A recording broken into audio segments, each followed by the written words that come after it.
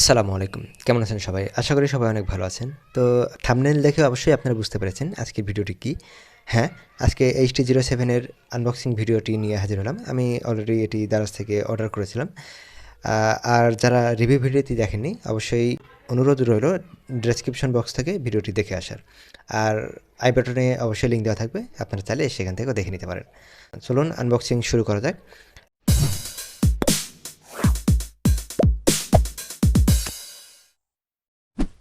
আমি কিছুদিন যাবৎ থেকে দারাজ থেকে কিছু মিস্ট্রি বক্স কালেকশন করেছি, অর্ডার দিয়েছি। বাট আসলে কিছুদিন থেকে মন খারাপ। আ যে পরিমাণে টাকা খরচ করেছি সে পরিমাণে কোনো কিছু পাই নাই। তো যাই হোক সেটা আমার ব্যাড লাক। আমি অ্যাকচুয়ালি এটি একটু সাবধানের সাথে খুলছি কারণ এই পেপারটি আমার দরকার। কারণ এটির 1 মান্থ ওয়ারেন্টি রয়েছে। এজন্য এটি আমাকে সাবধানের সাথে খুলে পাশে রেখে দিতে হবে। আমার এটি অনলাইন থেকে অর্ডার করতে মোটামুটি ২২০০ টাকার মতো লেগেছে। কিছু অফার-টফার ছিল সেগুলো বাদ দিয়ে টোটাল ২২০০ টাকার মতো লেগেছে। আচ্ছা চলুন এটি খোলা যাক। আমি যে শপ থেকে কিনেছি সে শপের লিঙ্ক দিয়ে দিব বা এই প্রোডাক্টের লিঙ্ক দিয়ে দিব। আপনারা চাইলে সেখান থেকে কিনতে পারেন।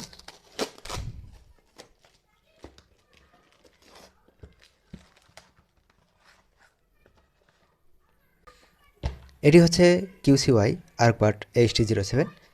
এটি নরমালি ইনটেক একদম, এখনও হয়তোবা কেউ খোলে নাই।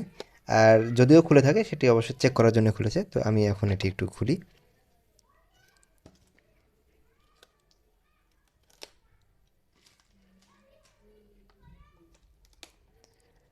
আর আপনাদেরকে অবশ্যই এর আগে একবার বলেছি যে যখন আপনারা কোনো কিছু নেবেন অবশ্যই এগুলো টাইপের অবশ্যই এখানে কিছু ওয়ারেন্টি থাকবে, স্টিকার লাগানো থাকবে এই কোম্পানির।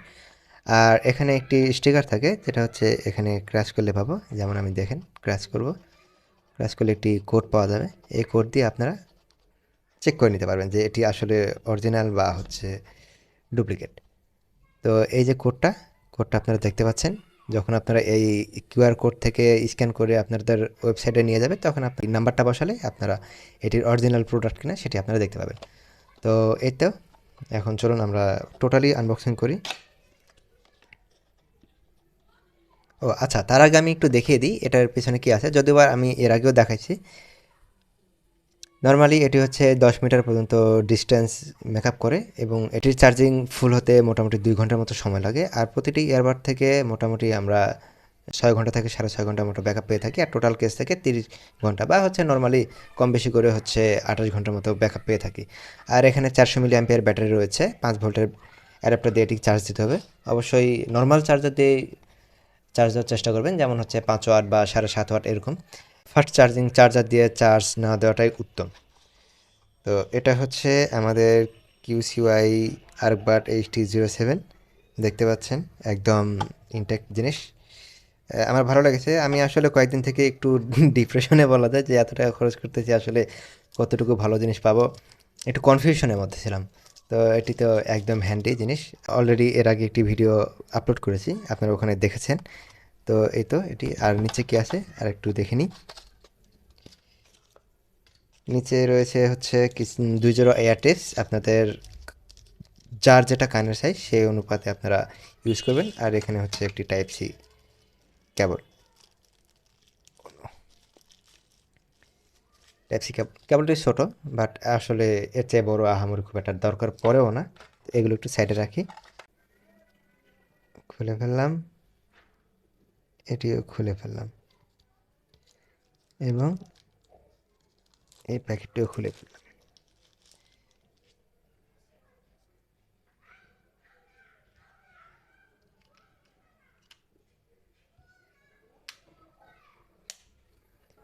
এই যে এটা finishing, totally mat finishing, black colour. White কালারও পাওয়া যেত, আমি হোয়াইট কালারটা পছন্দ করি নাই যার জন্যে এটা নেওয়া। তো এটা হচ্ছে ব্ল্যাক কালার ম্যাট ফিনিশিং। আমার কাছে ম্যাট ফিনিশটা ভালো লাগে গ্লসি টাইপের চাইতে, কারণ গ্লসি টাইপ কিছুদিন পরে সেটি ক্র্যাশ পরে ভালো লাগে না। আর আমার কাছে যেহেতু HT05 রয়েছে, আমি ম্যাট ফিনিশিং ওটাও ব্যবহার করি, ওটা আমার কাছে ভালো লাগে।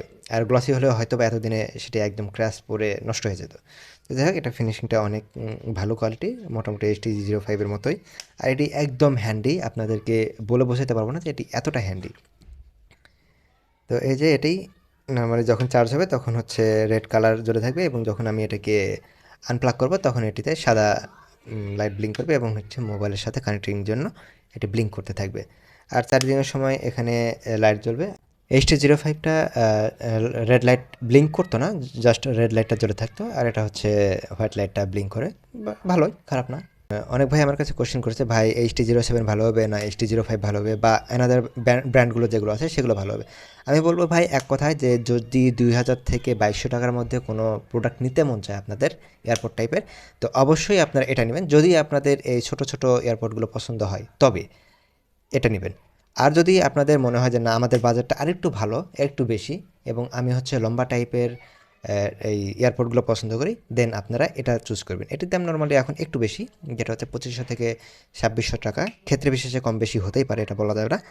তো নর্মালি সাউন্ডের দিক থেকে এটা একটু আগে, HT07 হালকা একটু আগিয়ে থাকবে, এএনসির দিক থেকেও হালকা একটু আগিয়ে থাকবে, আর এটা একটু পিছিয়ে থাকবে। বাট আহামরি খুব একটা ডিফারেন্স দেখতে পাবেন এমন কিছু না, শুধুমাত্র হালকা একটু ডিফারেন্স দেখতে পাবেন। যদি আপনারা এক কানে এটা বা এক কান আর এক কানে আর একটা ব্যবহার করেন তখন একটু ডিফারেন্সটা দেখতে পাবেন।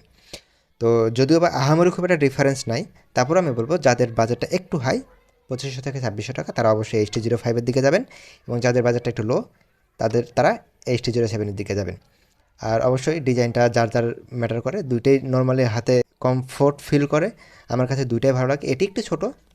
তো আপনারা আপনাদের পছন্দ মতো অবশ্যই পছন্দ করে দেখে নেবেন আপনাদের কোনটা ভালো লাগে।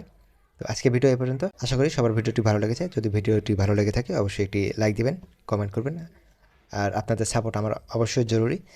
আর যদি কোনো মন্তব্য থেকে থাকে অবশ্যই কমেন্ট করবেন। তো আজকে ভিডিও এই পর্যন্ত, আসসালামু আলাইকুম।